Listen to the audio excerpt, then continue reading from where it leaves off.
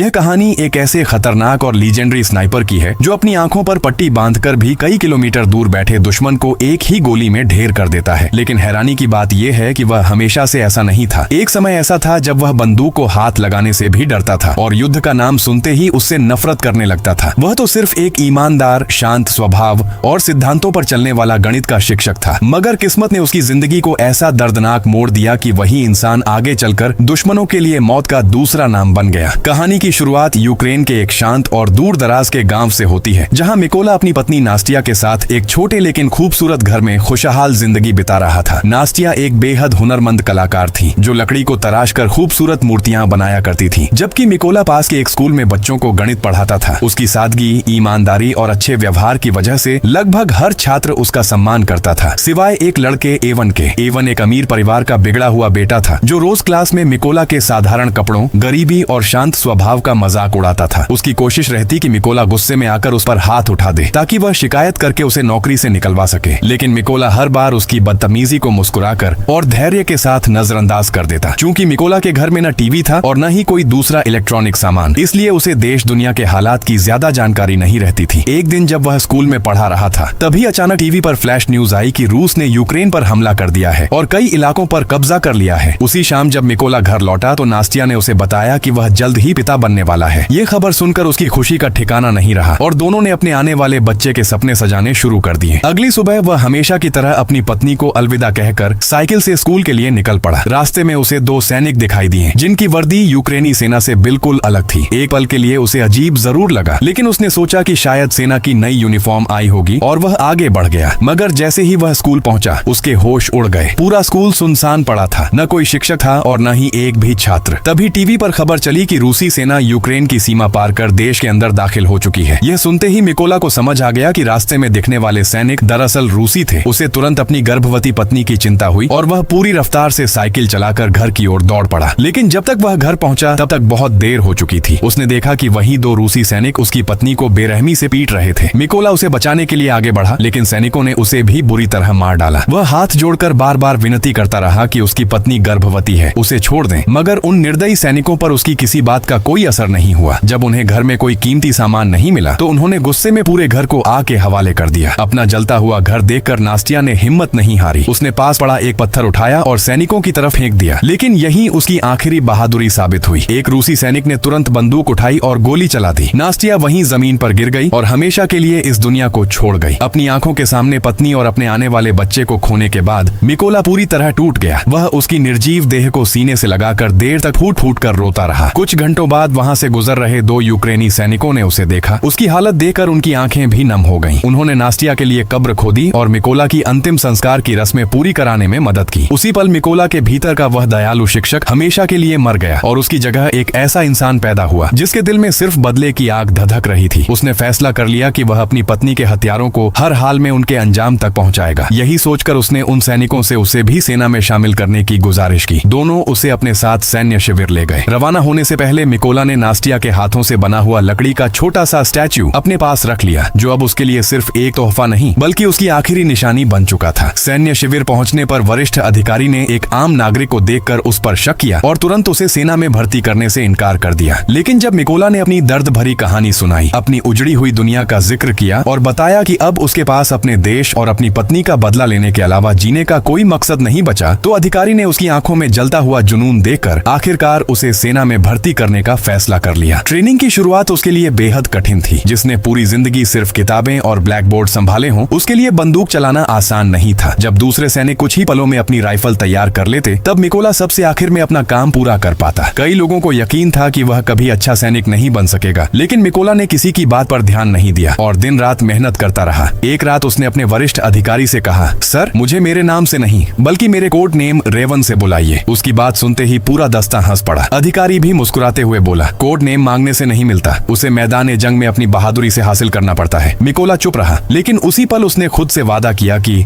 यह ऐलान होते ही कई सैनिक तुरंत आगे बढ़ जाते हैं और उन्हीं के बीच मिकोला भी पूरे आत्मविश्वास के साथ कदम आगे बढ़ाता है। अब वह मन ही मन फैसला कर चुका था कि चाहे कुछ भी हो जाए, उसे एक बेहतरीन स्नाइपर बनकर ही दिखाना है। लेकिन जैसे ही बाकी सैनिकों की नजर उस पर पड़ती है, वे उसका मजाक उड़ाते हुए हंसने लगते हैं। सीनियर ऑफिसर भी उसे गौर से देखता है और ठंडे लहजे में कहता है, तुम अभी स्नाइपर बनने के लायक नहीं नहीं हो, तुमसे तो एक राइफल भी ठीक से खोली और जोड़ी नहीं जाती। स्नाइपर बनना तो अभी बहुत दूर की बात है। मिकोला बिना घबराए पूरे आत्मविश्वास के साथ जवाब देता है, सर मुझे पूरा यकीन है कि मैं एक बेहतरीन स्नाइपर बन सकता हूँ, मुझे बस खुद को साबित करने का एक मौका दे दीजिए। उसके आत्मविश्वास को देखकर सीनियर ऑफिसर हल्की मुस्कान के साथ कहता है, अगर तुम्हें अपने ऊपर इतना भरोसा है तो यह राइफल सिर्फ 20 सेकंड के अंदर जोड़कर दिखाओ। चुनौती मिलते ही मिकोला ऐसा काम करता है जिसकी वहाँ मौजूद किसी ने कल्पना भी नहीं की थी। वह चुपचाप अपनी आंखों पर पट्टी बांध लेता है और फिर केवल अपने स्पर्श और अंदाजे के सहारे बंदूक के सभी पुर्जों को हैरत अंगेज तेजी से खोलकर दोबारा जोड़ना शुरू कर देता है। वहाँ मौजूद हर शख्स सांस रोके उसे देख रहा था। जैसे ही समय पूरा होता है, टाइमर पर सिर्फ 18 सेकंड दिखाई देते हैं। यह नजारा देखकर पूरा मैदान सन्न रह जाता है। जो सैनिक कुछ ही पल पहले उसका मजाक उड़ा रहे थे, वही अब सम्मान के साथ उसके लिए तालियां बजाने लगते हैं। सीनियर ऑफिसर भी उसकी इस असाधारण कला से बेहद प्रभावित होता है। वह मिकोला की काबिलियत को स्वीकार करते हुए उसे स्नाइपर ट्रेनिंग में शामिल होने की अनुमति दे देता है। ट्रेनिंग शुरू होने के बाद बाकी सभी सैनिकों को आधुनिक और शक्तिशाली राइफलें दी जाती हैं, लेकिन मिकोला के हिस्से में एक पुरानी और जर्जर बंदूक आती है। वह नई राइफल की मांग करता है, मगर सीनियर ऑफिसर साफ शब्दों में कहता है, आधुनिक हथियार हर किसी को नहीं दिए जाते। अगर तुम्हें भी नई राइफल चाहिए तो पहले खुद को उसके लायक साबित करो। मिकोला बिना किसी बहस के चुपचाप वही पुरानी बंदूक उठा लेता है और पूरी लगन के साथ अपनी ट्रेनिंग जारी रखता है। कुछ दिनों बाद ट्रेनिंग का सबसे कठिन चरण शुरू होता है। सीनियर ऑफिसर सभी सैनिकों से कहता है, एक असली स्नाइपर वही होता है जो सबसे खतरनाक हालात में भी अपनी जगह से 1 इंच न हिले और जिसकी नजर हर समय अपने लक्ष्य पर टिकी रहे। इस बात को व्यवहारिक रूप से साबित करने के लिए वह खुद सैनिकों के पैरों के बिल्कुल पास लगातार गोलियां चलाना शुरू कर देता है। डर कर जो भी अपनी जगह से हिलता उसे तुरंत ट्रेनिंग से बाहर कर दिया जाता। लेकिन जब मिकोला की बारी आती है तो चारों तरफ गोलियों की गूंज होने के बावजूद वह चट्टान की तरह अपनी जगह पर अडिग खड़ा रहता है। उसके हाथ नहीं कांपते और उसकी नजर एक पल के लिए भी अपने लक्ष्य से नहीं हटती। अपनी इसी असाधारण हिम्मत और धैर्य की बदौलत वह यह कठिन और खतरनाक परीक्षा भी सफलतापूर्वक पास कर लेता है। अगला चरण पहले से कहीं ज्यादा खतरनाक और दिमाग की परीक्षा लेने वाला था। इस बार हर स्नाइपर को उसका टारगेट सिर्फ एक पल के लिए दिखाया जाता, फिर तुरंत उसके सामने एक बड़ा बोर्ड लगा दिया जाता ताकि वह दोबारा लक्ष्य को न देख सके। अब असली इम्तिहान शुरू होता था। उन्हें सिर्फ अपनी याददाश्त, अंदाजे और कैलकुलेशन के दम पर गोली चलाकर निशाना लगाना था। कुछ सैनिक बड़ी मुश्किल से इस टेस्ट को पास कर लेते हैं, लेकिन जब मिकोला की बारी आती है तो उसकी गोली निशाने के बिल्कुल करीब से निकल जाती है और वह इस परीक्षा में फेल हो जाता है। हैरानी की बात यह थी कि गलती उसकी काबिलियत में नहीं बल्कि उस पुरानी और जर्जर स्नाइपर राइफल में थी जो उसे दी गई थी। वहाँ मौजूद हर व्यक्ति जानता था कि अगर मिकोला के हाथ में एक आधुनिक स्नाइपर राइफल होती तो उसका निशाना सीधे बुल्स आई पर लगता। इसके बाद ट्रेनिंग का सबसे कठिन और खतरनाक चरण शुरू हुआ। इस बार परीक्षा रात के घने अंधेरे में ली जानी थी। टारगेट सिर्फ कुछ सेकंड के लिए आसमान में छोड़ी गई फ्लेयर की रोशनी में दिखाई देता और उसी छोटे से समय में तय करना होता कि गोली कब चलानी है। जैसे ही सीनियर ऑफिसर ने फ्लेयर हवा में दागी, पूरा इलाका कुछ सेकंड के लिए रोशनी से जगमगा उठा। बाकी सभी स्नाइपर्स ने जल्दबाजी में एक के बाद एक गोलियां चला दी, लेकिन अंधेरा लौटते ही पता चला कि किसी की भी गोली निशाने तक नहीं पहुंची। लेकिन एक शख्स ऐसा था जिसने इस दौरान ट्रिगर तक नहीं दबाया था और वह था मिकोला। वह समझ चुका था कि फ्लेयर की कुछ सेकंड की रोशनी में जल्दबाजी करके गोली चलाना सिर्फ एक गलती होगी, इसलिए उसने उन कुछ सेकंडों में सिर्फ एक काम किया। अपने और टारगेट के बीच की दूरी, हवा की दिशा और पूरे मैदान की स्थिति का बेहद बारीकी से अंदाजा लगा लिया। जैसे ही रोशनी खत्म हुई और चारों तरफ फिर से घना अंधेरा छा गया, मिकोला ने शांत मन से अपनी राइफल संभाली, गणित के अपने ज्ञान, हवा की रफ्तार, गुरुत्वाकर्षण और दूरी का हिसाब लगाया, फिर सिर्फ एक गोली चलाई। अगले ही पल तेज धमाके जैसी आवाज गूंजी और वह गोली सीधे जाकर टारगेट के सीने में धंस गई। यह नजारा देखकर पूरा ट्रेनिंग ग्राउंड सन्न रह गया। सीनियर ऑफिसर समेत सभी सैनिकों की आंखों में हैरानी साफ दिखाई दे रही थी, क्योंकि सेना के इतिहास में आज तक कोई भी इस चुनौती को इतनी सटीकता के साथ पूरा नहीं कर पाया था। मिकोला की इस असाधारण काबिलियत से प्रभावित होकर सीनियर ऑफिसर ने गर्व से घोषणा की, आज से तुम्हारा कोड नेम रेवन होगा। दिन बीते गए और रेवन पहले से भी ज्यादा मेहनत के साथ अपनी ट्रेनिंग में जुटा रहा। आखिरकार वह दिन भी आ गया जब पूरी ट्रेनिंग के अंतिम नतीजे घोषित होने वाले थे। कर्नल खुद उसके सामने आया, उसे पूरे सम्मान के साथ सलाम किया और मुस्कुराते हुए कहा, मुबारक हो रेवन, तुमने इस बैच के सभी टेस्ट में पहला स्थान हासिल किया है। कुछ ही दिनों बाद कर्नल फिर उसके पास आया, लेकिन इस बार उसके चेहरे पर मुस्कान नहीं बल्कि गंभीरता थी। उसने कहा, अपना सामान तैयार कर लो रेवन, हमें तुरंत एक बेहद अहम मिशन पर निकलना है। खबर मिली थी कि रूसी सैनिकों ने यूक्रेन की एक महत्वपूर्ण चेकपोस्ट पर कब्जा कर लिया है और यहीं से मिकोला की ट्रेनिंग खत्म होती है, जबकि उसकी असली जंग शुरू हो जाती है। कुछ ही देर बाद रेवन अपनी टीम के साथ तय की गई जगह पर पहुंचकर घात लगाकर बैठ जाता है। सभी स्नाइपर्स अपनी अपनी राइफलों के स्कोप में रूसी सैनिकों को निशाने पर ले चुके थे और बस फायर का आदेश मिलने का इंतजार कर रहे थे। लेकिन तभी दूर से एक गाड़ी उस चेकपोस्ट की ओर आती हुई दिखाई देती है। कर्नल तुरंत वायरलेस पर आदेश देता है, होल्ड, कोई भी फायर नहीं करेगा। रूसी सैनिक गाड़ी को रोकते हैं। उसमें में बैठे आम नागरिकों को नीचे उतारते हैं और उनके पासपोर्ट चेक करने लगते हैं। पूरी तलाशी लेने के बाद वे उन्हें जाने की इजाजत तो दे देते हैं, लेकिन उनके पासपोर्ट अपने पास ही रख लेते हैं। जब वे बेगुनाह लोग अपने दस्तावेज वापस मांगते हैं तो रूसी सैनिक उन पर बेरहमी से हमला करना शुरू कर देते हैं। यह जुल्म देखकर कर्नल का सब्र टूट जाता है। वह गुस्से में वायरलेस पर सिर्फ एक शब्द बोलता है, फायर। आदेश मिलते ही सभी स्नाइपर्स की राइफलें एक साथ गरज उठती हैं। कुछ ही सेकंडों में चेक पोस्ट पर मौजूद सभी रूसी सैनिक जमीन पर ढेर हो चुके होते हैं। इस तरह रेवन और उसकी टीम न सिर्फ उन बेगुनाह नागरिकों की जान बचा लेती है, बल्कि अपना पहला सैन्य मिशन भी शानदार सफलता के साथ पूरा कर लेती है। पहला मिशन सफलतापूर्वक पूरा करने के बाद जब मिकोला और उसकी टीम बेस कैंप वापस लौटती है तो उसे वहाँ एक अजीब सी खामोशी महसूस होती है। वह चारों तरफ नजर दौड़ाता है, लेकिन उसके कई साथी कहीं दिखाई नहीं देते। परेशान होकर वह पूछता है, बाकी सब कहाँ हैं? तब उसे बताया जाता है कि उन्हें एक बेहद गुप्त मिशन पर भेजा गया है। लेकिन अगली ही सुबह एक ऐसी खबर आती है जो पूरे कैंप को मातम में डुबो देती है। उस गुप्त मिशन पर गए लगभग सभी सैनिक मारे जा चुके थे और उन्हें किसी आम सैनिक ने नहीं, बल्कि रूस के सबसे खतरनाक, निर्दयी और अजेय स्नाइपर सिरी ने एक एक करके मौत के घाट उतार दिया था। कहा जाता था कि सिरी का निशाना कभी नहीं चूकता। उसका नाम सुनते ही बहादुर से बहादुर सैनिक के चेहरे का रंग उड़ जाता था और अब पूरा कैंप उसी खौफ में जी रहा था। कुछ दिनों बाद मिकोला को एक और मिशन सौंपा जाता है। वह अपने बचे हुए साथियों के साथ तय जगह पर पहुंचता है। चारों तरफ लैंडमाइंस बिछाई जाती हैं और सभी स्नाइपर्स चुपचाप अपनी अपनी पोजीशन संभाल लेते हैं। कुछ ही देर बाद रूसी सैनिकों का एक दस्ता वहां पहुंच जाता है। जैसे ही मिकोला अपनी स्नाइपर राइफल के स्कोप से उन्हें देखता है, उसकी सांस जैसे थम जाती है। उन सैनिकों के बीच एक चेहरा ऐसा था जिसे वह कभी भूल नहीं सकता था। वह इवन था, वही अमीर, घमंडी और बदतमीज लड़का जो कभी स्कूल में अपने टीचर मिकोला का मजाक उड़ाया करता था। आज वही रूसी सेना की वर्दी पहनकर अपने ही देश के खिलाफ हथियार उठाए खड़ा था। उसी पल कर्नल वायरलेस पर आदेश देता है, फायर। लेकिन मिकोला के हाथ कांपने लगते हैं। वह अपने ही पुराने छात्र पर सीधे गोली चलाने की हिम्मत नहीं जुटा पाता। अगले ही पल उसकी आंखों के सामने नास्टिया की मुस्कुराती हुई सूरत खून से लथपथ दिखाई देती है। उसका जलता हुआ घर याद आ जाता है और अपने देश के प्रति उसका कर्तव्य उसके दिल को झकझोर देता है। वह अपने सारे जज्बात दिल में दफन कर देता है, लेकिन इवन पर गोली चलाने के बजाय वह चुपचाप लैंडमाइंस की तरफ निशाना साधता है और ट्रिगर दबा देता है। अगले ही पल एक भयानक धमाके से पूरी घाटी कांप उठती है। धुआं छोड़ने के बाद वहाँ कुछ भी बाकी नहीं बचता। इवन समेत रूसी सेना का पूरा दस्ता कुछ ही पलों में मलबे और राख में बदल चुका होता है। मिशन पूरा होने के बाद कर्नल गुस्से में मिकोला के पास आता है और सख्त लहजे में पूछता है, रेवन, जब मैंने फायर का आदेश दिया था तब तुम किस सोच में डूबे हुए थे? मिकोला नजरें झुकाकर धीमी आवाज में जवाब देता है, सर, उन सैनिकों में मेरा एक पुराना छात्र भी था। मैं चाहकर भी उस पर सीधे गोली नहीं चला पा रहा था। कर्नल कुछ पल चुप रहता है, फिर उसके कंधे पर हाथ रखकर नरम आवाज में कहता है, रेवन, खुद को दोष मत दो। युद्ध के मैदान में वह तुम्हारा छात्र नहीं बल्कि दुश्मन सेना का सैनिक था। रूसी सेना में शामिल होना उसका अपना फैसला था, इसलिए उसकी मौत का बोझ अपने दिल पर मत उठाओ। उस बातचीत के बाद कर्नल और मिकोला के बीच भरोसा पहले से कहीं ज्यादा गहरा हो जाता है। अब कर्नल अपना ज्यादातर समय मिकोला के साथ ही बिताने लगा था। एक शाम वह अपनी जेब से एक पुरानी तस्वीर निकालता है और भावुक होकर कहता है, ये मेरी बेटियां हैं। आज तक उन्हें यह नहीं पता कि उनका पिता एक सैनिक है। मैंने हमेशा उनसे यही कहा कि मैं एक बिजनेसमैन हूँ और मेरी पत्नी ने भी यह राज सिर्फ इसलिए छिपा कर रखा ताकि मेरे बच्चे हर वक्त डर के साए में न जिए। कर्नल की बातें सुनकर मिकोला का दर्द भी बाहर आ जाता है। वह अपनी जिंदगी की वह दर्दनाक कहानी सुनाता है कि कैसे रूसी सैनिकों ने उसकी आंखों के सामने उसकी गर्भवती पत्नी नास्टिया की हत्या कर दी और उसके घर को आग लगाकर राख कर दिया। मिकोला की आंखों से बहते आंसू देखकर कर्नल उसे चुपचाप गले लगा लेता है और कहता है, वह दिन जरूर आएगा जब हर कातिल अपने अंजाम तक पहुंचेगा। अगली सुबह दोनों अपने अब तक के सबसे महत्वपूर्ण और सबसे खतरनाक मिशन पर निकल पड़ते हैं। खुफिया जानकारी मिली थी कि रूसी सेना का एक वीआईपी काफिला इसी रास्ते से गुजरने वाला है। कर्नल और मिकोला एक सुनसान इमारत में अपनी पोजीशन लेकर इंतजार करने लगते हैं। कुछ देर बाद दो रूसी सैनिक वहां आकर खड़े हो जाते हैं जो अपनी बाकी टीम का इंतजार कर रहे थे। जैसे ही मिकोला अपनी राइफल का स्कोप उनकी तरफ घुमाता है, उसकी आंखों में नफरत की आग भड़क उठती है। सामने खड़ा आदमी कोई और नहीं बल्कि वही दरिंदा था जिसने नास्टिया के सीने में गोली मारकर मिकोला की पूरी दुनिया उजाड़ दी थी। वह इस वक्त मिकोला की राइफल के सीधे निशाने पर खड़ा था। कांपती हुई आवाज में मिकोला वायरलेस पर कहता है, सर, मुझे फायर करने की अनुमति दीजिए। लेकिन कर्नल जानता था कि असली लक्ष्य अभी आना बाकी है, इसलिए वह सख्ती से मना कर देता है। मगर मिकोला के सीने में बरसों से सुलग रही बदले की आग अब ज्वालामुखी बन चुकी थी। वह दोबारा अनुमति मांगता है, दोबारा मना कर दिया जाता है और आखिरकार वह अपने जज्बात पर काबू नहीं रख पाता। अपनी पत्नी के खून का हिसाब चुकाने के लिए वह ट्रिगर दबा देता है। अचानक एक जोरदार गोली की आवाज पूरे इलाके में गूंज उठती है। मिकोला की चलाई हुई गोली सीधे रूसी सैनिक के सिर को चीरती हुई निकल जाती है और वह वहीं ढेर होकर गिर पड़ता है। लेकिन उसकी यही एक पल की जल्दबाजी पूरी जंग का रुख बदल देती है। गोली की आवाज सुनते ही रूसी सैनिकों को तुरंत अंदाजा हो जाता है कि यूक्रेनी स्नाइपर्स किस जगह छिपे हुए हैं। कर्नल गुस्से से चिल्लाता है, रेवन, तुमने ये क्या कर दिया? लेकिन असली तबाही तो अभी बाकी थी। उसी इलाके में रूस रूस का सबसे खतरनाक और अजेय स्नाइपर सिरी भी घात लगाकर बैठा हुआ था। मिकोला के इस एक शॉट ने उसे वही संकेत दे दिया जिसका वह इंतजार कर रहा था। कर्नल जैसे ही दुश्मन को तलाशने के लिए अपने स्कोप से नजर हटाता है, अगले ही पल सिरी की एक जानलेवा गोली उसके माथे को चीरती हुई निकल जाती है। कर्नल वहीं जमीन पर गिर पड़ता है और कुछ ही पलों में उसकी सांसें हमेशा के लिए थम जाती हैं। अपने गुरु और कमांडर को इस हालत में देखकर मिकोला के पैरों तले जमीन खिसक जाती है। उसे एहसास होता है कि उसके एक भावुक फैसले ने कितनी बड़ी कीमत वसूल ली। उसकी एक गलती ने उससे उसके कर्नल को हमेशा के लिए छीन लिया था। उधर रूसी सैनिक पूरी इमारत पर अंधाधुंध गोलियां और मोर्टार बरसाना शुरू कर देते हैं। चारों तरफ धमाके गूंजने लगते हैं। हालात हाथ से निकलते देख मिकोला पीछे हटने का फैसला करता है। वह भारी दिल से कर्नल की लाश अपने कंधे पर उठाता है और दुश्मनों की गोलियों के बीच जान जोखिम में डालकर किसी तरह सुरक्षित बेस कैंप वापस पहुंच जाता है। कैंप पहुंचने के बाद भी वह खुद को माफ नहीं कर पाता। उसे लगता था कि कर्नल की मौत का असली जिम्मेदार वही है। कर्नल के पार्थिव शरीर के सामने खड़े होकर वह चुपचाप कसम खाता है, सिरी, मैं तुम्हें धरती के आखिरी कोने से भी ढूंढ निकालूंगा और अपने कर्नल के खून का बदला लेकर रहूंगा। कुछ ही दिनों बाद खुफिया जानकारी मिलती है कि 2 रूसी स्नाइपर एक इलाके में सक्रिय हैं। मिकोला बिना समय गंवाए तुरंत मिशन पर निकल पड़ता है। पोजीशन लेते ही वह पहले स्नाइपर को एक ही गोली में ढेर कर देता है, लेकिन उसी वक्त दूसरा स्नाइपर उसकी लोकेशन का पता लगाकर उसके बाजू में गोली मार देता है। तेज दर्द के बावजूद मिकोला हार नहीं मानता। वह जमीन पर रेंगते हुए अपनी पोजीशन बदलता है और घायल बाजू से ही ऐसा सटीक निशाना लगाता है कि दूसरा स्नाइपर भी हमेशा के लिए मौत की नींद सो जाता है। गंभीर रूप से घायल होने की वजह से वह सीधे मुख्य कैंप नहीं लौटता, बल्कि एक गुप्त सैन्य ठिकाने पर जाकर अपना इलाज करवाता है। इसी दौरान मेजर का फोन आता है। वह उत्साहित होकर कहता है, रेवन, आखिरकार हमें उस स्नाइपर सिरी की सही लोकेशन मिल गई है जिसने कर्नल को मारा था। यह खबर सुनते ही मिकोला तुरंत बेस पर पहुंच जाता है, जहां मेजर पूरी टीम को ब्रीफिंग दे रहा होता है। वह कहता है, सिरी कोई आम स्नाइपर नहीं है। वह रूस का सबसे खतरनाक निशानेबाज है, जिसका निशाना आज तक कभी नहीं चूका। वह यूक्रेन के कई बेहतरीन स्नाइपर्स को मार चुका है। उसकी सबसे घिनौनी आदत यह है कि वह सैनिकों को मारने के बाद उनकी वीडियो सोशल मीडिया पर अपलोड करता है ताकि हमारी सेना का मनोबल टूट जाए। लेकिन उसकी एक कमजोरी भी है, शिकार के दौरान वह अपनी पोजीशन जल्दी नहीं बदलता। इसी कमजोरी का फायदा उठाने के लिए मेजर और मिकोला एक खतरनाक योजना तैयार करते हैं। योजना के मुताबिक पहली टीम सामने से रूसी सैनिकों पर हमला करेगी ताकि उनका पूरा ध्यान वहीं लगा रहे, जबकि दूसरी टीम पीछे से हमला करके उन्हें चारों तरफ से घेर लेगी। इसी अफरा तफरी का फायदा उठाकर मिकोला चुपचाप सिरी की बिल्डिंग के अंदर दाखिल होगा और हमेशा के लिए उसका खेल खत्म कर देगा। कुछ घंटों बाद पूरी टीम तय जगह पर पहुंच जाती है। सभी स्नाइपर अपनी अपनी पोजीशन संभाल लेते हैं, जबकि मिकोला बिल्ली की तरह खामोशी से पुरानी इमारत के अंदर घुस जाता है। सीढ़ियों पर उसे 2 रूसी सैनिक दिखाई देते हैं। वह पलक झपकते ही अपनी साइलेंसर लगी पिस्तौल से दोनों को खत्म कर देता है और धीरे धीरे ऊपर बढ़ने लगता है। जैसे ही वह अपनी टीम को संकेत देता है, बाहर मौजूद यूक्रेनी स्नाइपर्स चारों तरफ से रूसी सैनिकों पर टूट पड़ते हैं। उधर छत पर बैठा सिरी महसूस करता है कि उसके साथी वायरलेस पर जवाब नहीं दे रहे हैं। उसे तुरंत शक हो जाता है। वह उठकर पास बैठे एक दूसरे स्नाइपर के पास जाता है, लेकिन वह पहले ही मारा जा चुका होता है। यह देखकर पहली बार रूस के सबसे खतरनाक स्नाइपर के चेहरे पर डर साफ दिखाई देने लगता है। वह तुरंत बैकअप बुलाता है, लेकिन जवाब मिलता है कि मदद पहुंचने में अभी कम से कम 10 मिनट लगेंगे। घबराकर वह अपनी राइफल की तरफ बढ़ता है। तभी उसकी नजर सामने मेज पर रखी लकड़ी की एक छोटी सी मूर्ति पर पड़ती है। यह वही मूर्ति थी जो नास्टिया ने प्यार से मिकोला के लिए बनाई थी। सिरी अभी कुछ समझ ही पाता कि तभी अंधेरे से मिकोला एक साए की तरह निकलता है और उस पर टूट पड़ता है। दोनों के बीच भयानक हाथापाई शुरू हो जाती है। मिकोला के अंदर अपनी पत्नी, अपने अजन्मे बच्चे और अपने कर्नल की मौत का सालों पुराना दर्द और गुस्सा उबल रहा था। वह अपने चाकू से लगातार वार करता है और आखिरकार रूस के सबसे खतरनाक स्नाइपर को हमेशा के लिए मौत के घाट उतार देता है। इसी शोर से इमारत में छिपा आखिरी रूसी स्नाइपर भी सतर्क हो जाता है, लेकिन मिकोला उससे एक कदम आगे था। उसके कुछ करने से पहले ही मिकोला उसकी तरफ एक जिंदा ग्रेनेड फेंक देता है। अगले ही पल एक जोरदार धमाका होता है और आखिरी दुश्मन भी मलबे में दफन हो जाता है। कुछ ही देर बाद सिरी द्वारा बुलाया गया रूसी बैकअप ट्रक इमारत के बाहर आकर रुकता है। उन्हें जरा भी अंदाजा नहीं था कि उनका सबसे खतरनाक स्नाइपर अब सिर्फ एक लाश बन चुका है। जैसे ही ट्रक का कमांडर सिरी के वॉकी टॉकी पर संपर्क करता है, दूसरी तरफ से मिकोला की ठंडी और आत्मविश्वास भरी आवाज सुनाई देती है, अब तुम सब मरने वाले हो। इतना कहते ही मिकोला छत से एक गोली चलाता है जो सीधे ट्रक के ड्राइवर को जा लगती है। ड्राइवर के गिरते ही रूसी सैनिकों में भगदड़ मच जाती है। वे जान बचाने के लिए ट्रक से कूदने लगते हैं, लेकिन उन्हें क्या पता था कि बाहर मौत उनका इंतजार कर रही है। घात लगाए बैठे यूक्रेनी स्नाइपर्स उन पर गोलियों की ऐसी बारिश कर देते हैं कि कुछ ही मिनटों में पूरा दस्ता खत्म हो जाता है। कुछ दिनों बाद दृश्य बदल जाता है। मिकोला अपनी पत्नी नास्टिया की कब्र के सामने खामोश खड़ा होता है। अब उसकी आंखों में बदले की आग नहीं बल्कि सुकून दिखाई देता है। उसने अपना वादा निभा दिया था। उसने उन सभी अपराधियों को उनके अंजाम तक पहुंचा दिया था जिन्होंने उससे उसकी पत्नी, उसके अजन्मे बच्चे और उसके कर्नल को छीन लिया था। वह कब्र पर फूल रखता है, आसमान की तरफ देखता है और कसम खाता है कि जब तक उसके शरीर में आखिरी सांस बाकी है वह अपने देश की रक्षा करता रहेगा। इतना कहकर वह अपनी राइफल कंधे पर टांगता है और खामोशी से अंधेरे रास्ते पर आगे बढ़ जाता है। यहीं इस रोमांच, बलिदान और प्रतिशोध से भरपूर कहानी का अंत हो जाता है। अगर आपको यह कहानी और मिकोला का खतरनाक अंदाज पसंद आया हो तो हमारे चैनल को जरूर सब्सक्राइब करें और वीडियो को लाइक करना बिल्कुल ना भूलें। फिर मिलेंगे एक और जबरदस्त, रोमांचक और दिलचस्प कहानी के साथ। तब तक के लिए नमस्कार।